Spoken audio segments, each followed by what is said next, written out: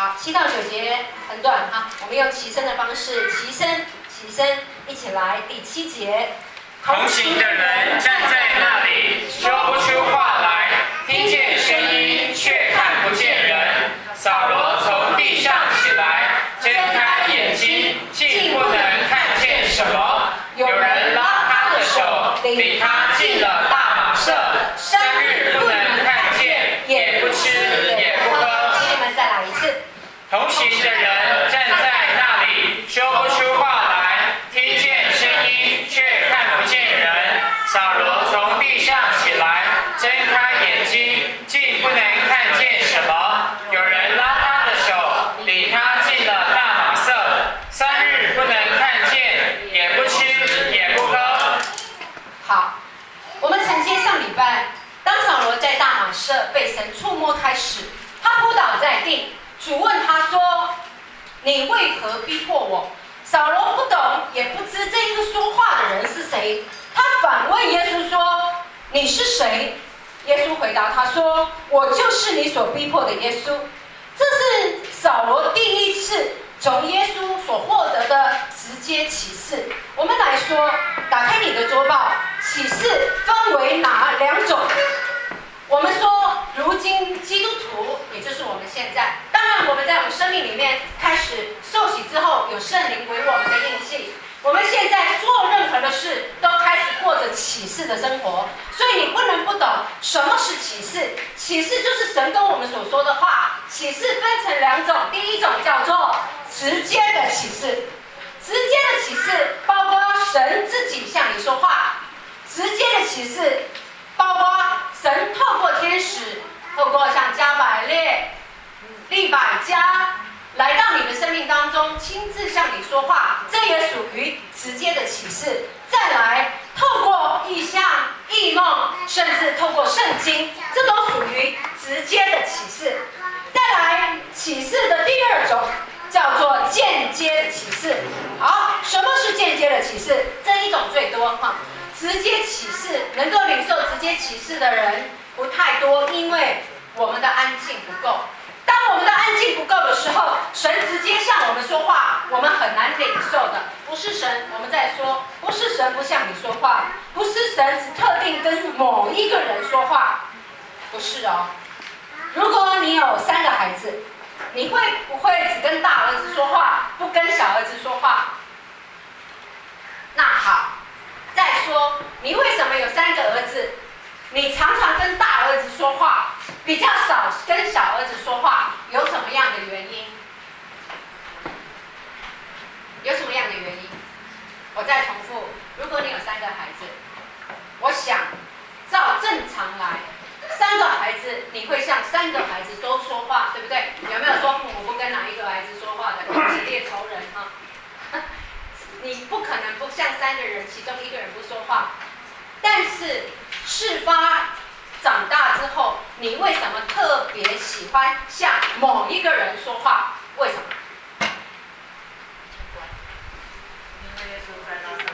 因为耶稣在他身上。还有吗？他知道我在想什么，比较贴近你的心，对不对？还有吗？比较听话。好，回到主题。我为什么说直接领受启示的人比较少？因为愿意听神话的人不多。再来，你的生命没有经历过破碎，这一句话在你主观里面，你已经否定了神跟你说的这句话。神的话语会不会失空、失落？会不会？会不会落空？会吧。我们为什么常常跟这一个孩子说话？因为他常常领受，他常常在我面前安静听我说话，而且他非常的顺服，而且他非常的听话。很多时候我们对这一些话听话的人，我们会特别想跟他说话，是不是？所以神的话语开始用启示进到我们的生命里。第一个直接启示。直接启示是神直接跟这一个人说话，透过异象、异梦、圣经，透过天使，就是这样。第2，间接启示包括什么？间接启示，现在你领受的就是这些哦。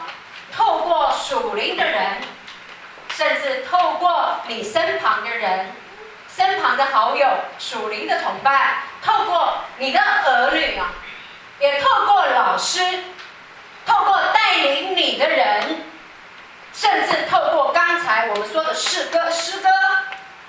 很多时候我们走着走着，突然间从心里面冒出一首诗歌，是不是神向你说话？是，这叫做间接的启示。间接的启示，我们说我们每一个人都有属灵的婴孩期，从小时候到大。小时候谁教？当然是父母教嘛。我们进入基督里，我们会从婴孩期开始，也是从婴孩的时候开始成长教导。因此，所以你要开始学习听话顺服。当你进到基督里的时候，因为你对于神的话真理还不懂，你还不听话，我都不知道该怎么样带领你。我再重复，当你进来对神的话语都不懂，当你刚出生的时候，什么东西都不知道不会，你又不听父母的话，我请问你到底你该怎么带领你？所以在属灵的婴孩期，你要领受间接的启示，你一定要去领受间接的启示，顺服带领你的人，顺服教导你的人，顺服提醒你的朋友，甚至顺服各式各样神告诉你真实的话语。所以间接的启示充满在我们每一个人生命当中。所以我说，神不是不说话的神，神常说话，但是你不一定领受得到。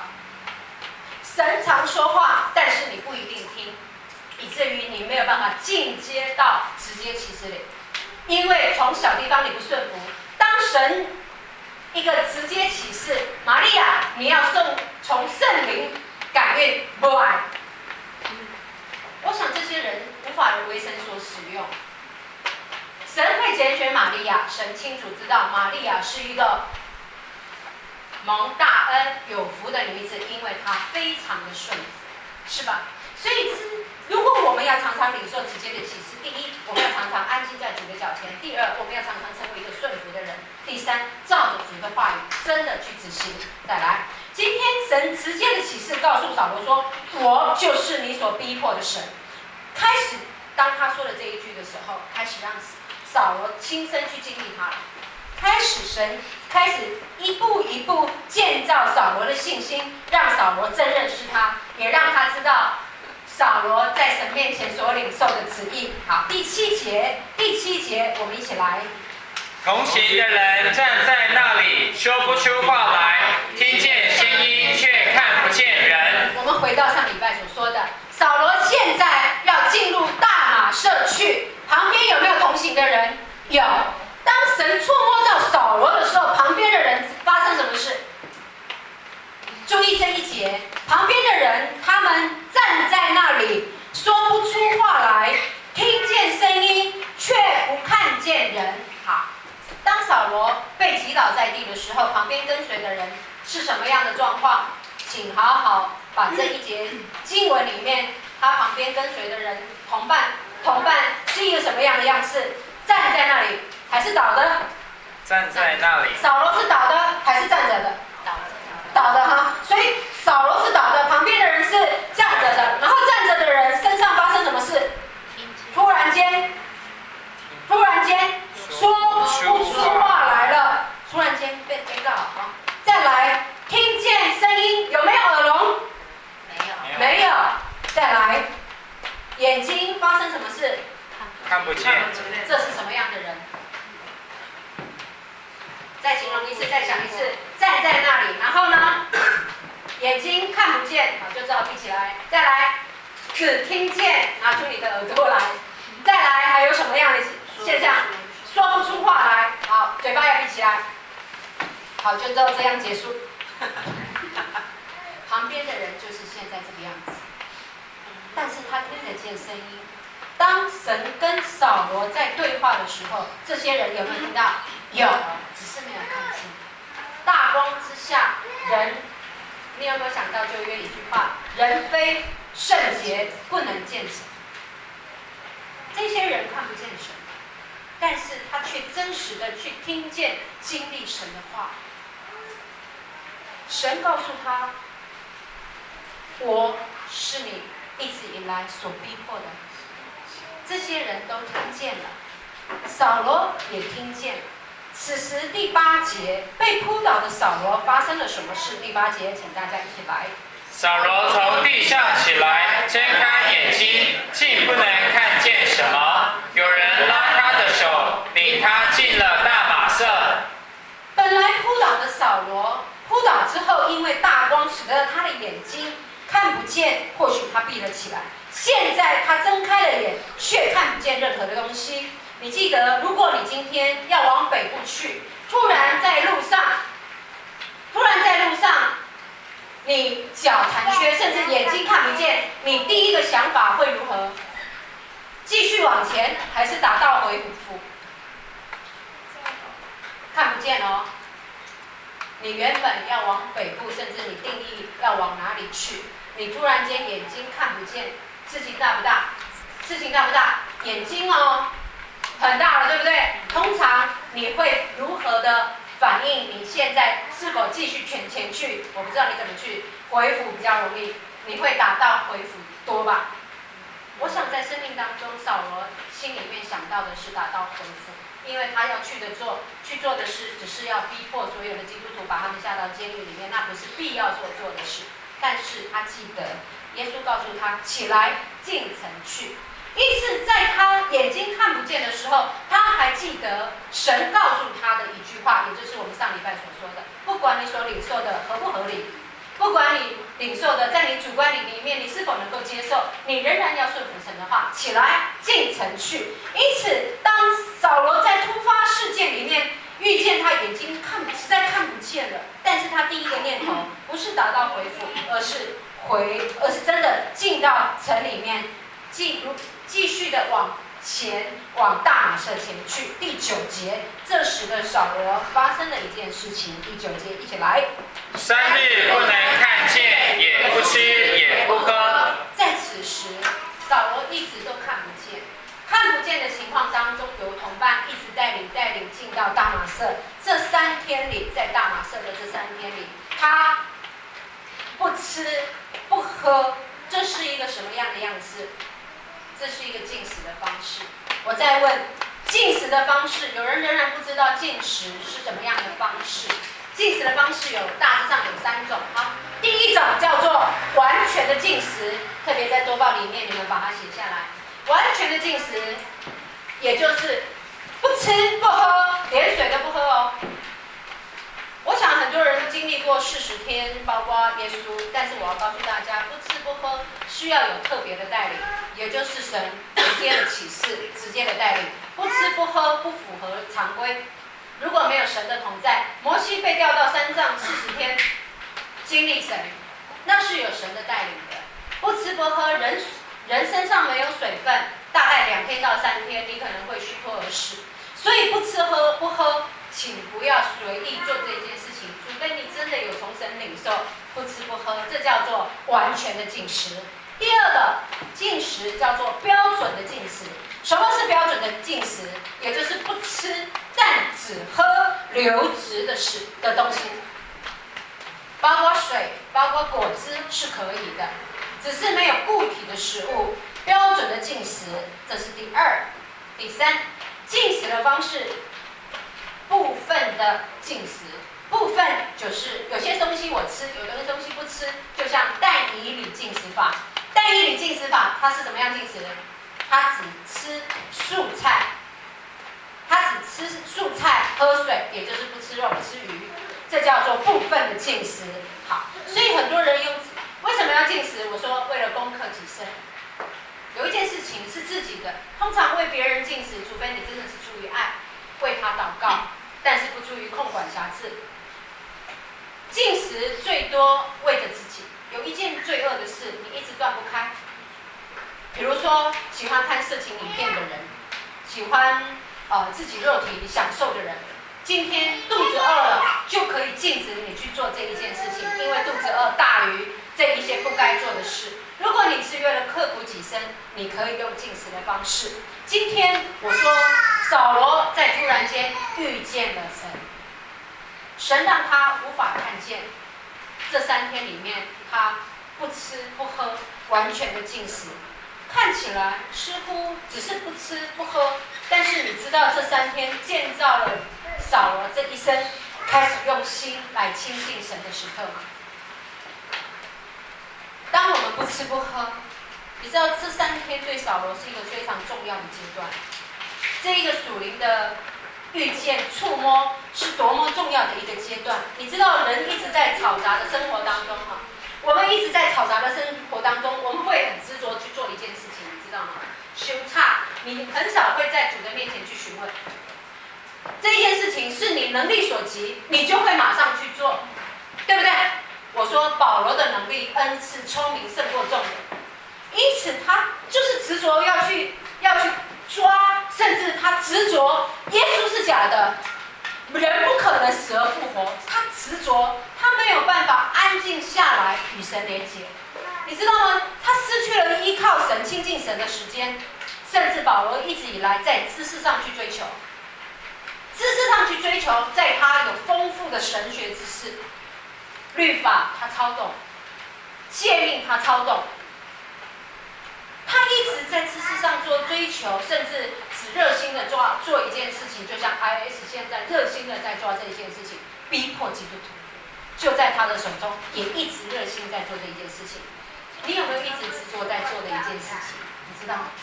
你知道，当我们一直很嘈杂的时候，我们很难好好的去安静追随神。耶稣的门徒跟随者从未安静下来侍奉他的主，耶稣才告诉他一件事情。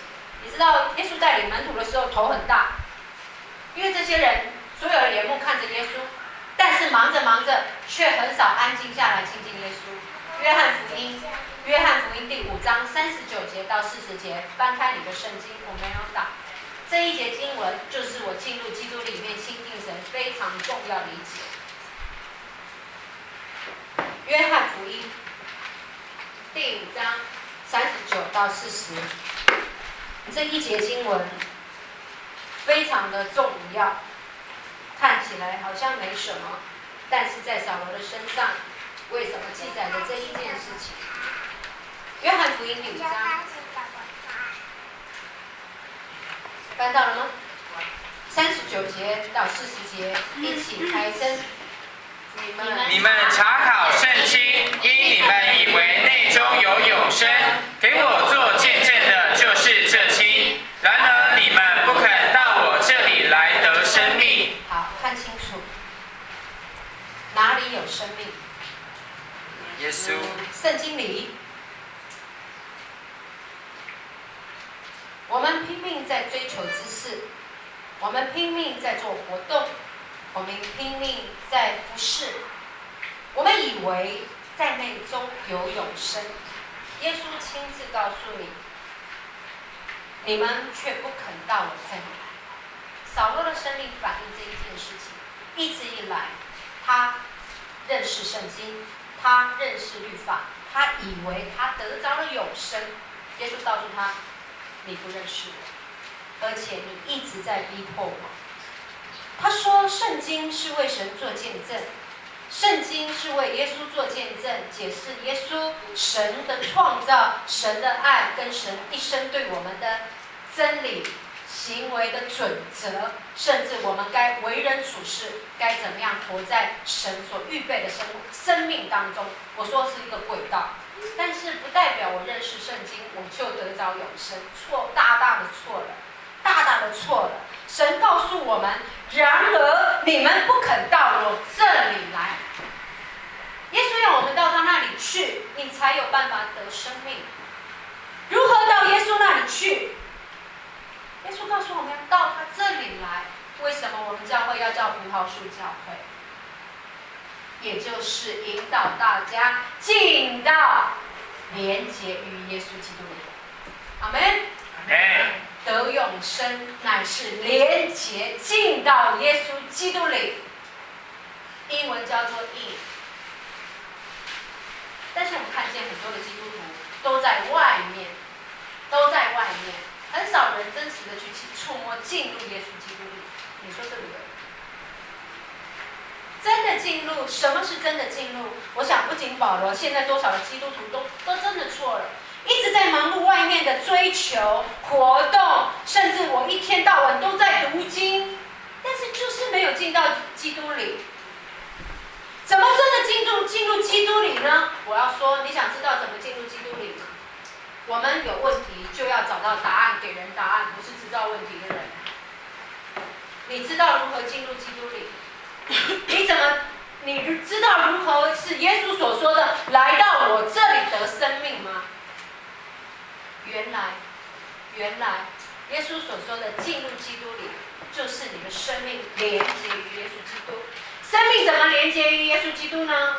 就是环境来了，考验来了，我用耶稣的话语来行出来，这就是进入基督里。生命的连接是真实的连接，那才叫做生命的连接。不要用你的嘴巴来连接，不要用你的想象来连接。我做得到，我以后做得到，我现在做不到。环境来的时候，你是否真的要放下，不追求属世的，这才是真实的生命连接。原来进入基督里是用生命真实的连接，不要用读经取代你进入基督里。而很多人靠着自以为是，自己认为我有知识了，我认识耶稣基督。我告诉你，差得远，差得远。我透过别人的口，透过这个人的自传，我说我认识你，你说对吗？你只知道我身高几公分，你只知道我体重有多重，你只知道片面从别人口中里面刚好我没有得罪他，听到我的是好的。如果我得罪了他，你听到的就是不好的。你可以从我的自传里面真实认识我这一个人吗？没有，对不对？总要跟我相处个2年、3年、4年、5年，你才真的认识我这一个人。怎么真的认识？日夜跟我相处，甚至看当我遇见什么样的事情的时候，我是如何处理。当遇到一些人的时候，我是如何对待，你才算是真认识我。回到耶稣基督，你怎么真实的认识耶稣？你要跟他相处，你要把他当爱人一样跟他相处。耶稣培养感情，遇到事情的时候，你愿不愿意用你所爱的这一个人所要你做的方式去做？那才是生命跟他连结合为一体。耶稣的奥秘在于夫妻之间合为一体，我们的奥秘在于我们跟耶稣基督里面合为一体，这是真实的。所以耶稣说，然而你们不肯到我这里来，也就是你们的生命没有跟我连接。很多时候用口连接，很多时候只用想法连接，就是没有用生命来连接。这样子的人是很可怕的，这样子的人就落入像扫罗一样，一直服侍耶稣，但是耶稣说我不认识你。马太福音最恐怖的，主啊的，都不能够进天国。原来就是这样。扫罗有没有神迹奇事？有。他有没有认识神的律法？有。但是他没有真实的生命连接于神啊。所以到最后，他却成为一个逼迫耶稣的人。你渴望你自己成为一个耶稣逼迫的人，你再继续生命里面活不出耶稣基督来。你再继续生命里面，耶稣说一套，你做一套，但是你却遵守安息日来聚会而已。你仍然不认识耶稣基督。因此，你知道吗？神用了这3天对于保罗来讲多重要？3天关闭了扫罗所有的视窗，让他看不见，无法做事，不安静不安息也不行了。这3天你说对扫罗来讲是祝福，是不是祝福？完全的祝福。这3天建造扫罗能够真实的认识神，值得，对不对？他3天不吃不喝，又看不见，神夺取了他一切的感官啊！这个人如果不这样吓他，还真难搞他，因为他太有能力了，你知道吗？很多时候我们瞎眼的时候，其他的东西特别敏锐，对不对？瞎眼之后，第一个最敏锐的是哪里？你开始用心灵在感受所有的人事物，你会开始保持敏锐。所以这3天对保罗来讲是很重要的一件事情。扫罗他生命当中最差的事，是你们无法想象的。他太有能力，他太有才能，他太有聪明。但是我们属世的人最追求的，难道不是这一些吗？对不对？你希望你是一个有才能的人吗？你希望你是一个有能力的人吗？你希望你自己是一个聪明的人吗？我想每一个父母都希望你的孩子聪聪明明，很有能力，很有智慧。但是这一些东西，如若不依靠神，这一些东西却是阻碍他认识神的开始。一个人太过于有能力，太过于聪明，很难把自己交给神，很难去依靠神。所以我感谢主，让我笨笨的。所以我感谢主，让我没有能力，没有任何的恩赐才能，以至于我才能够随时我不行。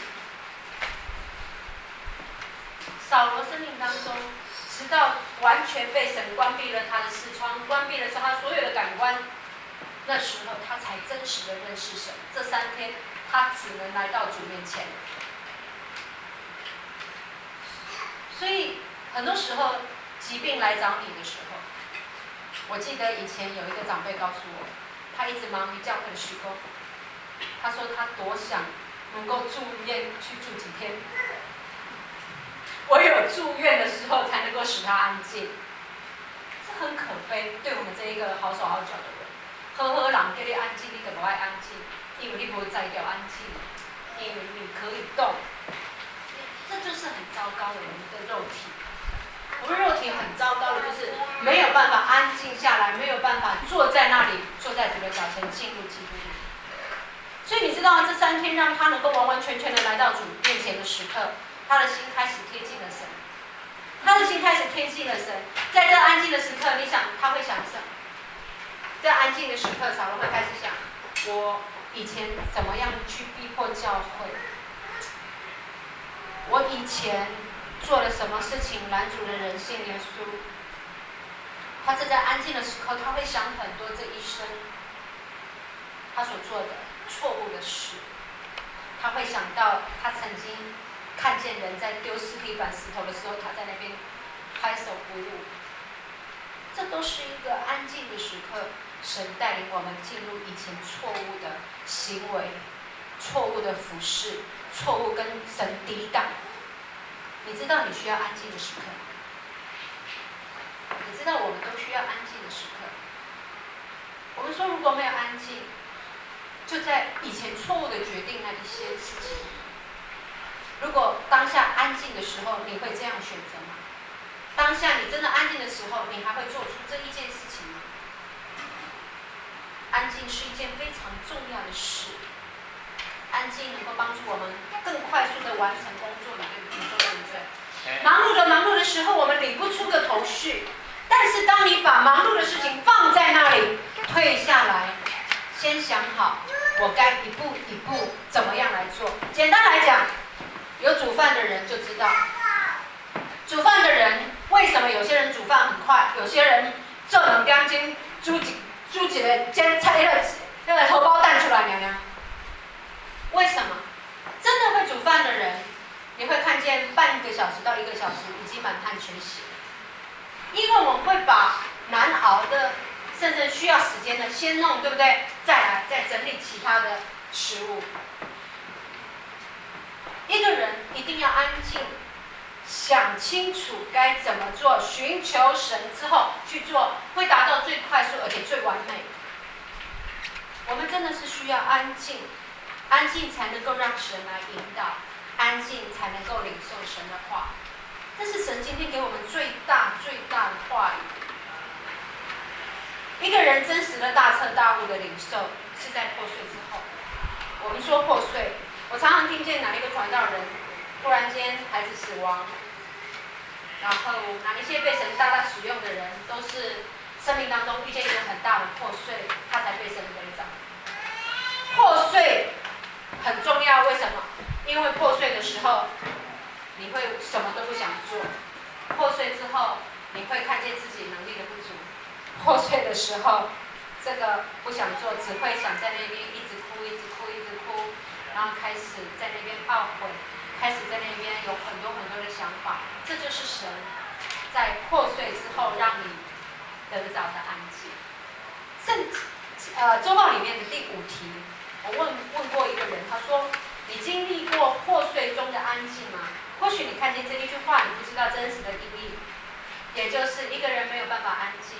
但是如果神的破碎来，你就是在经历这一个破碎当中被逼迫的安静。扫罗没有办法安静，现在神把他的眼睛拿掉，不得不安静。神会拿掉你一直以来保护的东西，你用全力在保护的东西，包括你的生命，包括你的感情，包括你的儿女，你用全心全力在保护的东西，神会在破碎当中让你失去了它，你才真知道什么叫做破碎。一定要让你这一个人肉体完全的破碎死亡，你才真的能够依靠这一个神。我想，神让我们知道安静安息。有一句话说：“得力在乎归回安息，得救在乎归回安息，得力在乎平静安稳。”真实的意义就是在这里。一个人如果不知道回到内里面安静休息，你永远没有办法进入基督里，好不好？这时候我们来安静。